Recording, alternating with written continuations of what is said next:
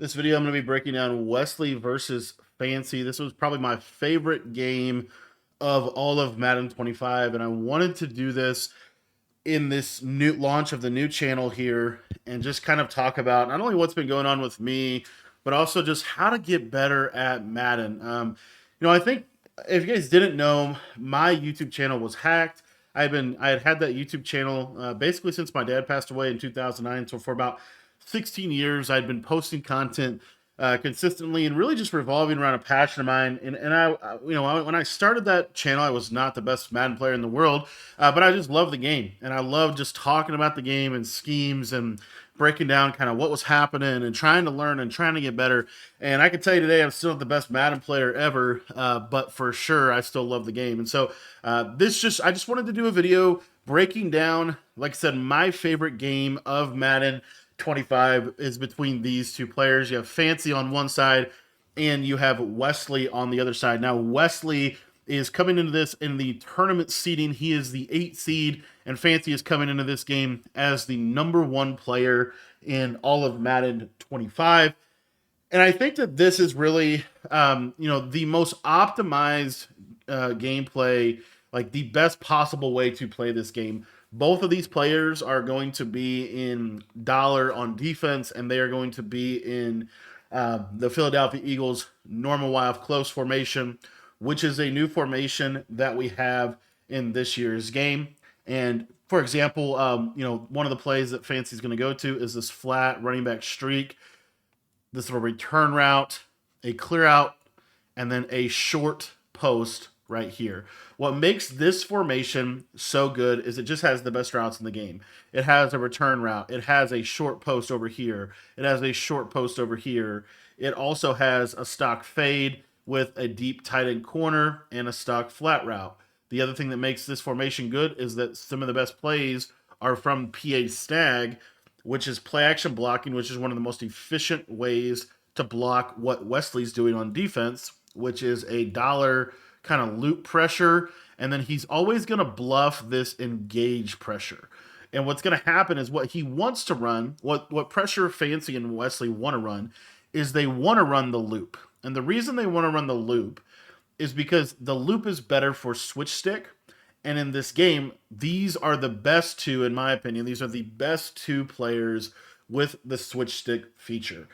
Even the broadcast, when they were talking about this game, they talk about how good they are with the switch stick. If you guys don't know what switch stick is, it is by far the most important and essential thing that you can know about defense going forward in either college football or Madden. And what you're able to do is you're able to flick your right stick into any direction at the play, and when the play is snapped, you can switch to the deep quarter, and then you can switch to the hard flat, and then you can switch to the middle third. And these guys are masters at this tactic, and it's why they're here, and it's why they've made so much money in this year's game, and it's why they're as good as they are. So anyways, without further ado, you're going to see Wesley goes to the loop. He switch sticks around. He's a little bit late. And one of the things that was kind of said about Fancy is kind of considered not only to have the best switch stick defensively, but he's also considered to probably be at least one of, if not the best passer against a switch stick defense, meaning that he has designed his plays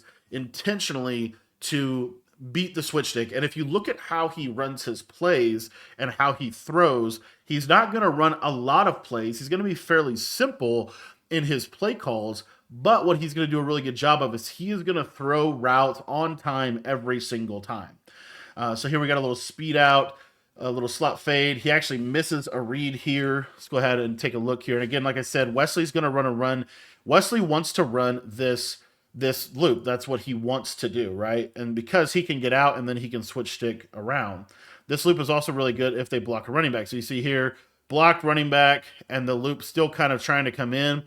Gets enough pressure, and then you see here that Wesley actually did a popular tactic, which was vert hooking a slot defender out of a cover 4. Why? Because it's easier to switch stick to him, and you could switch stick between the yellows. However, that leaves the flat open, and Fancy did not hit his flat. He there, a playmaker that late was probably about to throw it, got just enough pressure from Pat Tillman, and this brings up a 3rd and 16. Again, one of the things that Fancy was able to do consistently, if you look through all of his MCS games, he was consistently able to convert these 3rd and 16s, which are pretty hard to convert against a very good switch stick that Wesley has. And so here he gets into a third and 16, and he also, what he does there is he doesn't try to get it all back in one play. He knows he's planning to go for it on 4th down, so he gets some yardage, and now he's going to get into a 4th down position. He was a master of this play right here out of the doubles close in the Eagles book. You'll see there Wesley's going to burn a timeout early. Why would he burn a timeout? His defense wasn't set up the way that he wanted, and it's a big down. If Wesley could get a stop, right, the way that these players are playing the game is you're trying to get any stop, and it's basically almost like a possession battle. Whoever has more possessions is more likely to win, and there you see Wesley or Fancy doesn't miss his flat twice, and he hits that slot on the wheel route. All right, so that's going to bring up a 1st down and 10 here. Again, bluffing this engage. Fancy's going to try to go to this fake jet sweep, trying to get Wesley to overcommit, and he's just going to throw the ball away. Again, the jet touch pass is such a good run. It requires so much user ability to be able to kind of blow it up. And Fancy there is kind of anticipating, trying to catch Wesley being a little bit over aggressive, stopping the run to then be able to take advantage of it that way. He loves this doubles close formation here. He's got this kind of seam streak deal, able to hit into a nice pocket. Hard for Wesley to be able to defend it. And again, this is something that, a lot of people run the Eagles playbook, but not very many people use this doubles close. Now we got motion angle with the speed out. One of the little tips here that I learned through watching this is the slot speed out. When you pair it with a drag route, the drag route, well, if this is, because again, what's the meta defense, right? The meta defense is hard flat, outside quarter, inside quarter, or maybe an inside third, outside quarter, and then the user is left to kind of cover this whole thing, and then obviously use the quarter zones to switch stick appropriately. Well, what happens is the hard flat, because it's supposed to play down into the flat, it reads that this is the route that it needs to guard. And so you'll see that this flat defender will suck to the middle of the field, and it will leave the speed out wide open over here. And basically the only way to stop it consistently is to have some type of a cover 2 defense. So you're going to see here, Wesley kind of been setting this up all game. He's going to go to it. You see how this flat defender kind of sucks to the middle of the field, and Fancy's going to throw this ball on time. Again, he's got Wesley's user over here handling these routes, and then he's going to just slip this 2-man combo in, and he's going to throw it right on time and get a nice ag. He actually got kind of a poor animation from the speed out itself. It ran a little bit more vertical than you would like it to run, but he was able to kind of correct it with the aggressive catch, and now that's going to bring up a red zone position. One of the things about Madden 25 in terms of offense and defense, and I believe that this is going to cross-apply to College Football 26 and to Madden 26, red zone is really where stops are going to be able to be had, right? When you're playing like through the field defensively, you're really just trying to hope that they make a mistake, especially if you're playing at this level where they are just so good. But when they get down in the red zone is really where that especially from like the 10 to 5 yard line, that is really where the defense gets an advantage on the offense. And that's where most of the stops can be had. So red zone offense becomes super important. There you see Fancy goes to a trips tight end combo with that curl flat. Let me just break that down real quick because this was a big play in this game. So if you take a look here, Fancy's going to go to this curl flat play. Now, what Wesley is probably trying to guard is obviously this slot streak.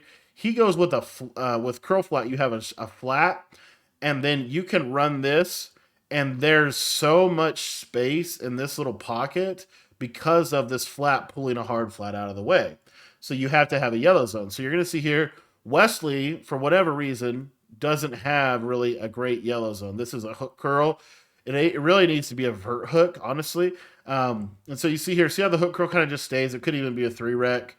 But basically here, you see the user is kind of tied up on that streak. He's coming down on the route with this defender, and then he kind of over switches and gets on this guy, and this is, part of it. One of the things about Wesley is Wesley's going to be a little bit more, trying to snap on something real fast and then trying to switch onto something else. He's going to try to switch a lot. What Fancy does when he gets on defense side of the ball, you're going to notice even though he's really good with switch stick, even though he's really efficient with being able to switch onto multiple players, what he does a really good job of is he remains kind of patient throughout the game, and he's not going to. You don't really see him give up a ton of busted coverages within his switch stick. He's able to still play that bend but don't break defense, but he's also simultaneously able to kind of be able to take away some of the things you want to throw. Wesley is widely considered to be one of the best offensive Madden players of all time. He is also going to be in this Eagles playbook, normal wide close. He has some great route combos that we're going to take a look at. One of the other things that I was going to say just about the game in general, every single year, really with the rare exception, the only exception I can really think of this rule was really Madden 20. And even Madden 20, it kind of got to this. Every year, you generally have kind of two approaches. You either have a super aggressive, blitz heavy approach, or you have a bend but don't break approach. And almost always at the top level, the bend but don't break approach normally is the better way to go. And you're going to see Fancy go into that here as well. Now, these reads are going to be crisp. Again, one of the things that I really took away from this game is that Wesley and Fancy, they throw on time in a game where you've got switch stick, which is kind of crazy to think about, but they throw on time. They're very rarely late on their reads. Another thing that they do, and you see Wesley doing it again here, is they pepper spots that they know are going to be open quick, and oftentimes they're throwing the ball relatively quickly. There's not a lot of in their offenses, they're not holding the ball a lot. They're taking their quick flat, their quick hitch, whatever here. And there we see first time Fancy almost busted coverage. Let me show you what he's actually doing though. You might think he busted a coverage, but look at what Fancy does here. So he's in that cover 4 shell, and you're going to see that he's running that. He's got the pressure, and then he's getting out. He's going to click onto this guy right here, believe. Or actually, no, maybe he just got a bad animation. Maybe this guy was in a middle third. Sometimes in this game, I think it is because you got to play action play. So this guy just kind of backpedals super slow, and I think it's because he's in a middle third.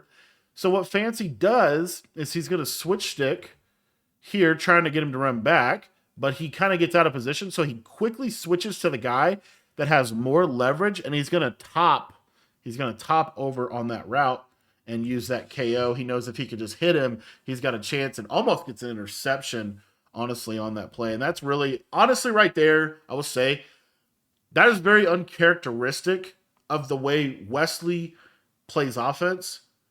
The way Wesley plays offense, I watch a lot of Wesley's games because I really like his game. He will take his flat every single time. He doesn't oftentimes throw these big bombs. So anyway, kind of just uncharacteristic there. Went to kind of a back-to-back plays where he went for a fairly bigger play, and that's going to put him in a 3rd and 9. Now, you're going to notice here on that right side, he's going to go to that same type of route concept that Fancy did. The only difference is, look what he's doing here on the left side. This little running back streak is really good against cover 4 because the flat pulls out, the inside quarter kind of goes to the post, the user kind of has to stay in the middle, and so it leaves this massive void where you can either throw this post, or if the user does run over here, then you're going to be able to potentially throw that post route because you have these windows, right? So again, these guys, what they're doing, and this is what I think is so cool, they're literally throwing into timing windows, and it's based off of a defense that can literally morph in real time. And there he kind of gets cheated. He doesn't get the catch. You see his facial expression up in the top left. But I will say, for all of the times that you get the Madden's not, Madden isn't really a great representation of real NFL football, that right there totally is. You're reading and reacting to defenders in real time, and they can do anything. What happens in Madden before is, if I knew it was a hard flat, the hard flat would play the hard flat the same way every time. But with switch stick, I now have to read the hard flat a little bit more. And then here, Fancy, from a defense purpose, he gets the first stop of the game. I honestly just felt like What Fancy does a good job of is he was going cover four a lot, right? He was going cover four with the flats. What he does a really good job of here is now he's going to go with a cover two to be able to stop those out routes. And then he's going to have a vert hook right here, and his user is going to go here. And now we're going to blitz these defenders. So Wesley is probably setting up a route combo for cover four, but now Fancy actually goes to cover two, changes it up just slightly, and it gets him that stop. He gets a little bit of pressure in there as well. Great defense from Fancy, and that is the power when you are blitzing. What blitzing does, pretty much every great defense in Madden history, for as long as I have been studying and teaching this game, every single great defense is built around some type of pressure that is going to force some type of either timer or pass protection that your opponent's going to have to do. The dollar blitzes this year are largely a timer blitz. They're not necessarily amazing blitz pressure, but they give the pressure puts the quarterback on a timer, and what that does is it forces it forces a little bit more urgency within your passing. So you have timer blitzes and you have heavy blitz. For example, mid blitz is a heavy pressure. 6-1 heavy pressure. A timer blitz is like these loop blitzes, or what we've seen at times from 3-5 odd, 1-4-6 crossfire. Crossfire is like what would be considered a timer blitz. Anyways, all that to say, once you have a blitz, the next thing that you have to have is you have to have the ability to be able to give the same look pre-snap and do something entirely different. If you're not able to do that, the best passers in the world will just get comfortable peppering the coverage that they're seeing over and over again. You do not, very rarely, in my opinion, do you truly want to run the same coverage all game. What Wesley and Fancy do, and what Fancy does a master of, is he will run the same coverage the majority of the game, and then the second that you make a mistake or that you get in a long yardage situation, he will change the coverage up slightly, like going from cover four to cover two, even though it looks like cover four. And he uses that change up in those big moments. So it's not necessarily that you have to change the coverage look all the time. It's just that you have to have the capability to change the coverage all the time. And then you want to tweak the coverage at specific times. And obviously, those coverage tweaks need to complement your primary base defense. So there you see Wesley here. Fancy got the stop, goes with a little nice little red zone play. And now this is where Wesley's going to have a really good drive. Wesley, the game is kind of getting a little bit away from him. He's going to go to PA snag. Great pass protection here. Actually, I don't know. He didn't actually get great pass protection. I'm surprised. That was a PA play. Normally, those play action plays are really effective for blocking any kind of loop pressure. And we'll just see what he ends up going to. And again, Fancy always bluffing. See how he moves his user down in the same spot. Another thing that's really important that I forgot to mention is, and you see there Wesley trying to go for another bomb. And you're noticing that with timer blitzes, one of the beauties of them, it's hard to bomb a timer blitz because of right about the time the bomb is coming open, that timer blitz is coming in. So it's another real great feature. I mean, this really is, and you see, this is just a great read.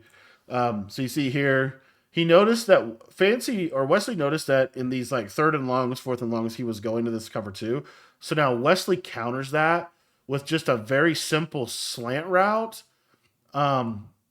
Just a very simple slant route, but Wesley or Fancy gets out of position, and then he's able to catch the slant. He's got a flat. The reason for the flat is it pulls that cloud out more, and it makes this a wide open, a lot more space to be able to throw that into.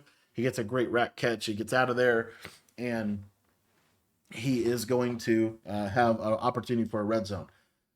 Again, a lot of these things, guys, when you're talking about defense in Madden, and this is really the beauty of the bend but don't break principle, the hardest place to score in Madden is definitely inside really the 10-yard line. From about the 15-yard line to the 5-yard line, that is the hardest place to score because the back of the end zone is an additional defender. And so you really are packing in with a space. And if you have a good run defense, it's obviously very difficult. So because it's so hard to score, because it's more forgiving, because it really constrains the space, it makes sense that your defensive strategy should be to limit any kind of way they can score from the 50-yard line. You want to try to force a bend but don't break type of deal. And as I've been studying Madden for over 16 years. Everything that I've seen in Madden has led me to believe that typically, I'm not saying you necessarily never get aggressive, but what I am saying is you really, if you can prevent the one play touchdowns or the times when your user's not ready and they snap the ball and you accidentally jump on a corner and the corner bites and then it's a touchdown. If you can limit that kind of stuff where you don't beat yourself, you make the opponent have to actually work, it really does make a big difference. Like that throw right there, guys, this is a ridiculously high level, difficult throw. Like you're seeing here what he does. He has a cheat motion. And so this cloud defender is gonna sit right on this sideline. If the ball is just a little bit more up at like the 5, this probably doesn't work. But you'll see that he highballs it, so it's really throwing it back in this back pylon. And these high balls, a lot of times, as you see here, he gets a red. A lot of times they can actually mess you up, but he's able to get the catch in the back of the end zone for a touchdown. And it's a huge touchdown because now he does get ball. I believe he does get ball at half, and he's able to kind of take a little bit of a breath here because he's not out of the game. He's definitely right there. So now he just has to play defense, play some good defense on Fancy, and see what is it. But a lot about just kind of that overarching game strategy. One of the things I also forgot to talk about early on here is kind of one of the responses that I'm making to the fact that my YouTube channel was hacked. Is like I said, I had a channel of over 38,000 subscribers. And what I noticed is when my channel was hacked, I could not talk to any of them. I didn't have really any of their contacts. YouTube doesn't give you access to any of that information. And so I wanted to start something where it really is more of a community, but I also still wanted to maintain what I feel like is extreme value to people, which is the free tips and tricks. And so I started a free school community. I have a paid one where you can pay for $10 and get access to all of my full ebooks. But I started a free community as well where I could post free tips and tricks. I could answer your questions for free. I can also, it's also an actual community where you can meet other players and get better together. So if you want to join that, I will leave a link in the description below. Again, it's completely free to you to join. And no, there's no real catch to it. I just realized that I couldn't tell any of my YouTube subscribers that my channel was banned because I couldn't actually talk to them. And so this is just a way that I can provide a free community where, again, if something like this ever happens again, that way I have the ability to actually talk to the people that have been following me for years. I actually had one of my subscribers reach out to me who had been following me for 10 years, and he had no idea my channel had banned. He couldn't find any of my videos, and he literally just was like, you basically fell off the face of the earth in the YouTube world, and that's totally true. So this is just a measure that I'm taking to hopefully not only provide more value to you guys, because we're going to be providing, again, a ton of free tips and tricks and schemes, and they're going to be organized in a way that's easier to digest, and you're going to be able to kind of have like a library of content, but also you're also going to be able to actually talk to fellow members and get better together as well. So if you want to sign up for that, it's completely free to you. I'll put a link to it down in the description below, but I'm super excited about it. I've had a lot of good feedback so far with it.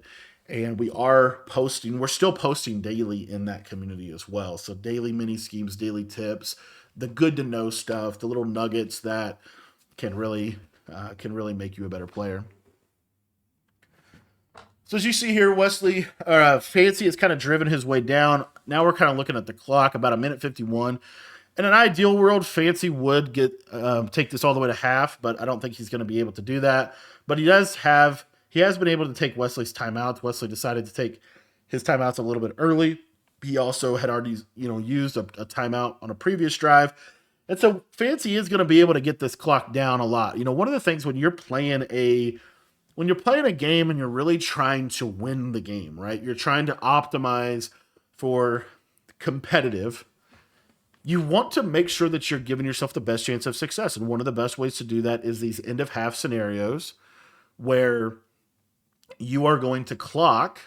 And even if Fancy has to settle for three, it probably makes a lot of sense to do that because then you just ensure that Wesley does not get the ball back. So he's going to go to another jet touch pass here on 2nd and 4, and you see Wesley actually gets a good gap or good play by his defensive end, and that brings up a 3rd and 3. So Fancy is going to be able to get this clock fairly low, and if he wanted to, he could probably take this all the way down.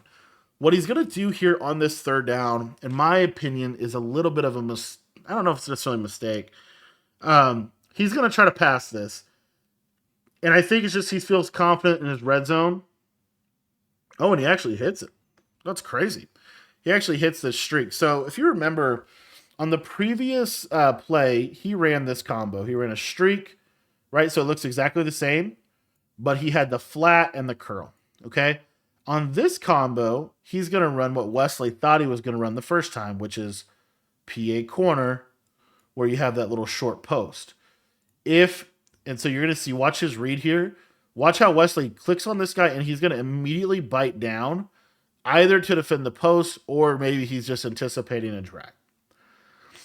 And so because of that immediate bite down, which is what Fancy's looking for, that little step, it just took a little step right there. He saw it. He popped it right in the back of the end zone, and he got a possession catch right in the back corner. Really, really beautiful play.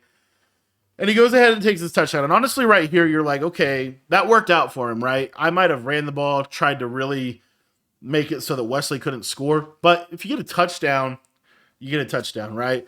So a little bit of risky. I bet what Fancy was planning there is if he didn't get the look he wanted, if let's say Wesley covered that stuff, Fancy probably takes a sack and then just kicks his 3 with very little time left, I would assume. So these end of half scenarios really are super critical. So, and you see there again, so a couple things, right? Just to recap, like red zone, very important. Red zone offense, red zone defense is probably the most important in a lot of these games. End of half scenarios, even more important.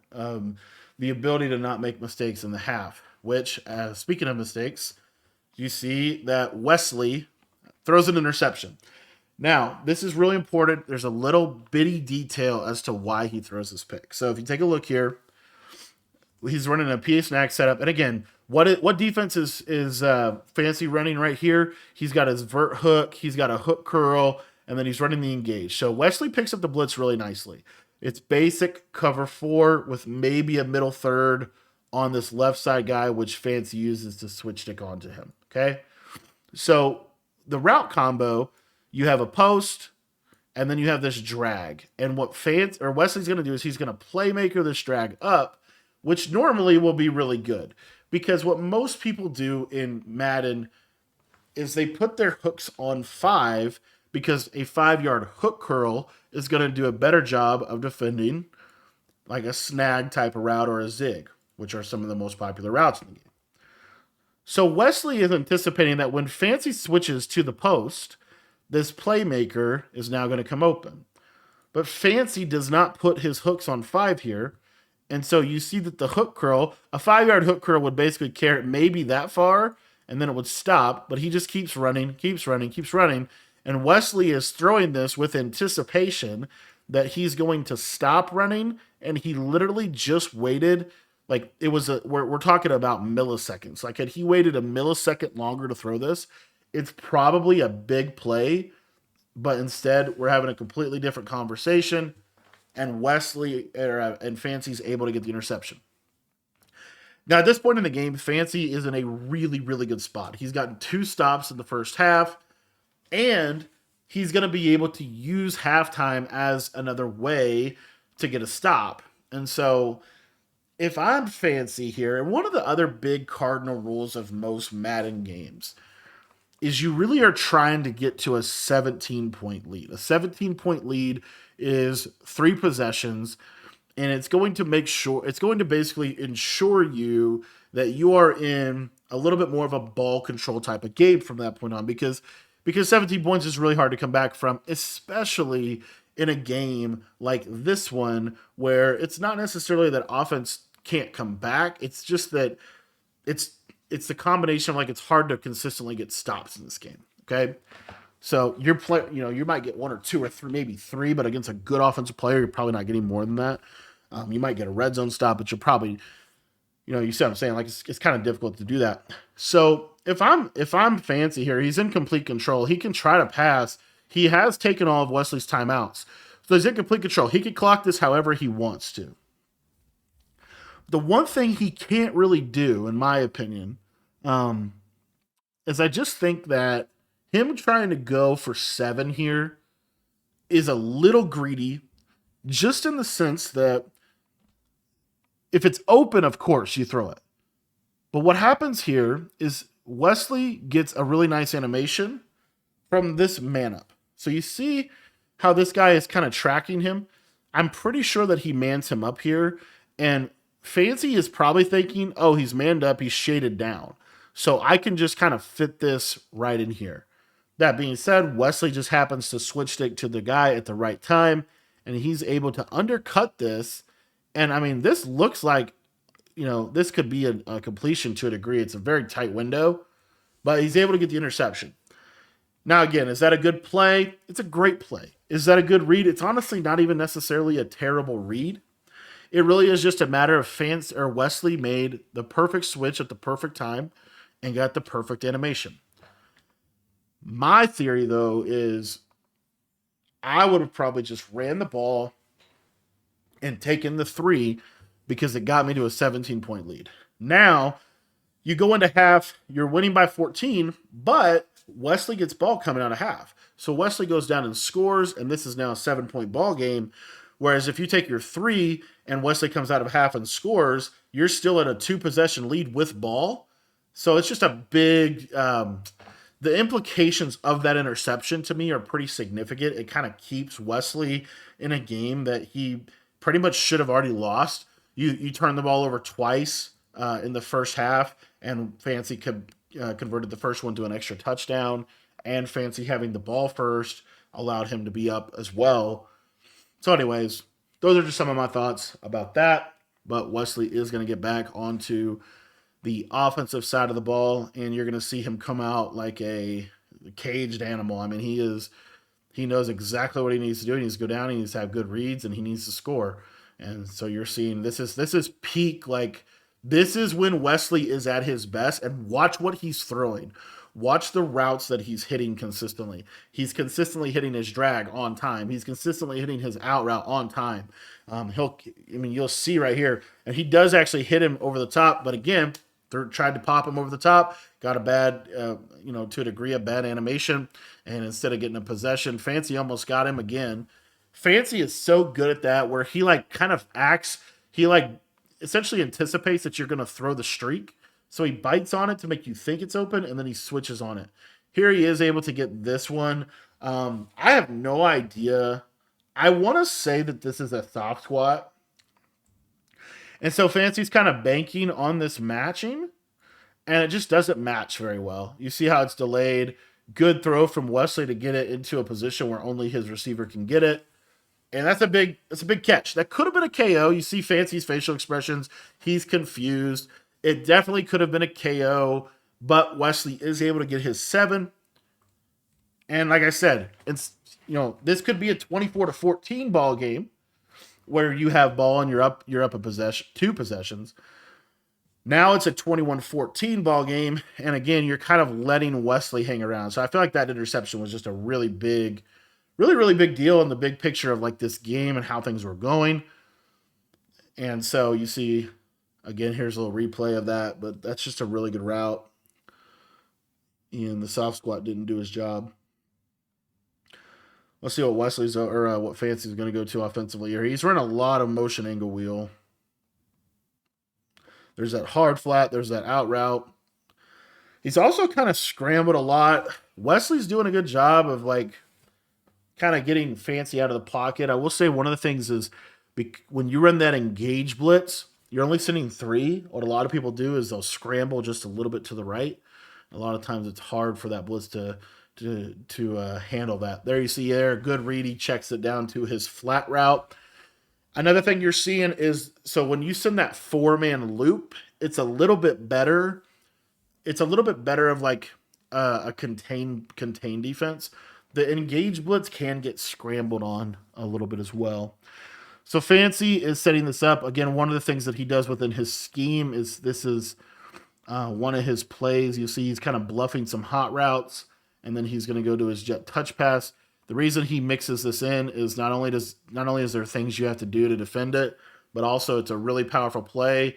And as you see, he's able to get basically a free, 50 yards and put him in a scoring position just on a simple jet touch pass. Fancy's not going to run the jet touch pass every single play, especially in a game like this where you're still kind of running your base offense, but he's going to mix it in a couple of times a drive to make kind of to a degree. I call it a constraint play, like it keeps you honest as a defense. It's no different than like mixing in a bubble screen or whatever. 2nd and 4 from the 10. See what he ends up going to here.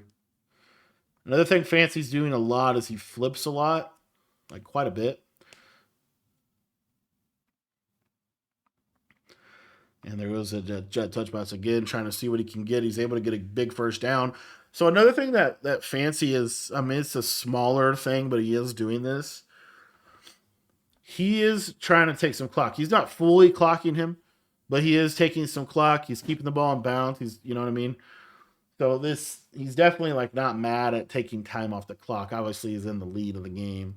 He's going to go to this route combo at a pistol wing flex, has a little auto motion flat to the running back, which is good for pulling the zone and then maybe popping the whip route right there. Is what he's looking to do. And not going to be there, but he is going to get a free scramble up the middle, and he's going to be able to get a touchdown. So again, you see like when you get down there in the red zone, you get, scrambling with your quarterback, having good pocket, being patient. A lot of times your money plays are not always going to be open, especially if you're playing somebody that's got good defense.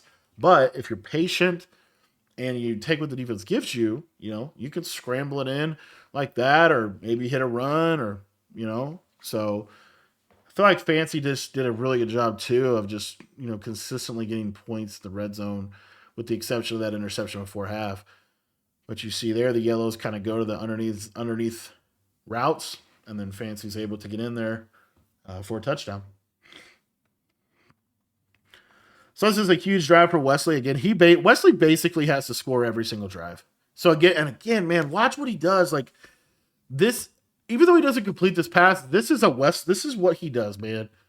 Like you get a flat, pop, you get a drag. So what's Wesley looking at the snap? He sees the engage. He automatically knows he is throwing the ball. Like it's incredible how fast he can make this read. Think about this. He knows the drag will pull this guy just slightly this way. And he knows this is a deep zone. And he knows that Fancy can't really switch stick that well right here. And so again, all this is happening within a second. But he knows if I see hard flat, I throw snag route. And he throws it so fast, right on time. And while it looks a little like scary, he also freeformed it to the back shoulder of the receiver to keep it away from this defender there. I just feel like when you watch Wesley make those reads, you realize like, man, I feel like both of these players, when they're making reads like that, they're throwing their quick routes on time. That's when they're playing good offense. And you're going to see, Wesley is obviously in score every mode, score every play, was going to hit that out route. But again, that timer blitz, right? That's why a good timer blitz really solves a lot, because even though Fancy is the best defensive player in the game, he cannot cover everything on the field. And he has to rely on his pressure to be able to get home, just like any defense does. So there you see, covers that speed out. This time Wesley does a good job of checking it down to the drag route, but that is going to bring up a 4th down. It's probably why Fancy called that cloud flat over there on the left, is to put him in a position like this, Or now, okay, we've got to, bring up a fourth down. It's going with cheat flat. He's got a little whip route. He's got the post. And that's a big catch from Calvin. Could have easily been KO'd. One of the things that Fancy did there is he consistently runs that cover two style of coverage is really what he likes to go to in those situations. Here, little Y-cell combo. Again, watch how, he throws that right on the cut. Right on the cut. Hits that out route before the switch stick can get there, before the defender can get there. Corner route left side. Good read. Another thing that helps, I think, with switch stick is not necessarily more plays, but your offense in general, every good Madden offense, it is able to attack every single blade of grass on the field, right? It has to be. It has to be able to attack the entirety of the field. So what happens is against switch stick, what you want to do is you want to attack like this section of the field, and then the next play you want to attack over in this other section of the field. And while it may not be a completely different play, you're popping different spots on the field as the defender might be over pursuing. Little red zone play from the trips. Got that nice high ball post back of the end zone. Good read. Not able to get his feet down. And you see Fancy's playing like, kind of like what I call picket fence defense, where you basically just build a fence at the goal line. So you see these yellows, like they're just going to sit right on the goal line. And you see here, that one didn't, but this guy did. Got another high ball. And that's where those high balls are so good in the red zone, because if they are playing that, picket fence type of defense where they're right on that line, these high balls are super effective for being able to just get over the top of them. So 28-21, Wesley is hanging around in this game. And this, Fancy's got to continue to score. About 6 minutes left in the game. And so if you're thinking like possessions, you probably have at the most 3 possessions are probably left in this game. So it puts Fancy on the right side of the possessions. It just depends a little bit on how much clock he takes. But, Fancy, even if Fancy gets 3 here, he's probably fine. He obviously can't get stopped or turn it over. So you see these quick reads, man. Just when that first read is open, they're just popping. And like I said, I think, and this, you also see this with Clef. I think Clef might have had the best, which is crazy. I actually feel like Clef might have ended up having the best offense in the game this year. And he stayed in bunch. He was one of the only people that actually stayed in bunch for the entirety of the year. And when you watch him play, it is baby dot after baby dot after baby dot. Once again, Fancy, he popped 2 long runs on these jet touch passes. It's a very underrated part of defense, and there is a little bit of fluke involved. So I know Wesley has run defense for this, but you have to have good run defense. You have to be prepared to be able to stop the run. Every good defense ever, it can't just give up a 50-yard jet sweep. Obviously, the jet sweeps are really good, and so there's that, punch counter punch, but just realizing like how important your run defense is within the flow of a competitive game. And you see there that Wesley was not able to stop the jet touch pass in 2 situations in this game where Fancy basically didn't have to really think, and he was able to just run the ball. Which I will say, these are the best passers in the world. These are the best offensive minds in the world. If you actually look at what most content is, it's essentially centered around what these guys create year in and year out. And yet they're running the ball, right? Because situationally, if they can pop a run, they don't have to make a read. And if you're Fancy here, you're okay with 3. It's not ideal, but you are okay with 3. But he's also not running the ball down here, so it's like 4 minutes. 4 minutes is a lot of time. So he is going to try to pass this in. But I would assume he takes the sack or stay in bounds. I don't think he's just going to throw it away. Little red zone combo there. Is he going to curl? No, he is going to flat. I love this 5-out combo. And Wesley just screams at him off the edge. So Wesley is able to get the stop. This is the stop that Wesley kind of needed. It is going to come at the expense of a field goal. And again, if you just take this drive in what it is, like Fancy basically got a free field goal. He popped one jet touch pass, really didn't do anything else on this drive. You're going to see that Fancy is going to take all this down. Again, these are some of the little things that I just think makes that just separates, man. It's one of these a couple of these little things that these pro players, for the most part, they do the right thing every time, especially in clock management. For the most part, sometimes it's not true, but you'll see here he takes a delay a game so that he takes every single second of that clock. He kicks his field goal.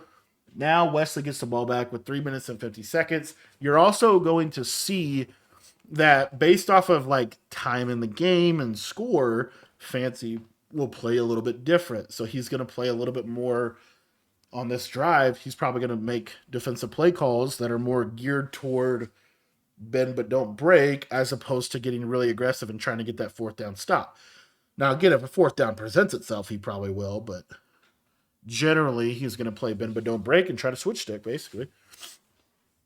What's really And so Wesley's going to try his luck at the jet touch pass and see if he can get it. It appears like he's IDing somebody, but I don't know who. And right there, I mean, again, there is fluke involved, but Fancy gave up 1 yard to jet touch pass, and Wesley gave up probably over 100 yards to jet touch pass. Like at its core, it's a big difference in the game. And so even though it's a little thing and it's not a flashy thing, having good run defense, having a plan, which again, these guys are running the same scheme. So I'm sure that Wesley knows how to stop the jet touch pass, but he didn't stop the jet touch pass. You know what I'm saying? So could have been Fancy just called it at the right time. Could have been, maybe that one guy missed a block or whatever, or missed a block shed. But it's a huge difference in this game in terms of how this has kind of flown through. Little corner route, short corner, and Fancy's going to get a pick. And this is just, that's honestly just, so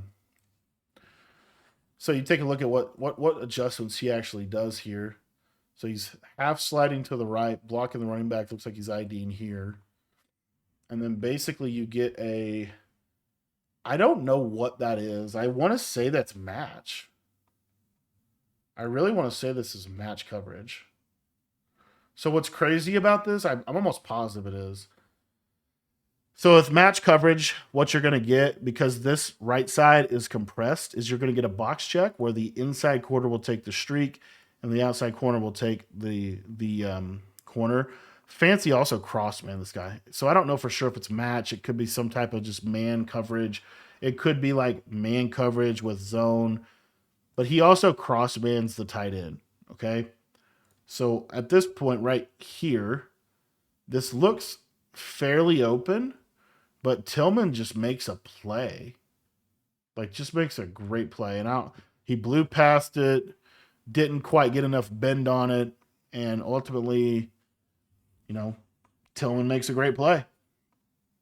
And now he's up 10 with ball, and you're going to see that Wesley's now going to have to. Wesley has to hold a 3 here. If Fancy gets 7, it's very much so over. But again, all this back to my original point of like, if this was 34-21, I mean, it's not that much different of a situation. But anywho, you see how much more, I guess, power Wes has or Fancy has now that he's up 2 possessions with ball because he can clock more. So anyway, this is, you see there, Chew clock is on. He's not taking all the clock. Not sure exactly why. Ends up taking a sack there. He will do that. So the thing that these guys will do, and this is smart, in these type of situations where you're just trying to take clock, they take sack. They won't throw it away. They'll just take a sack.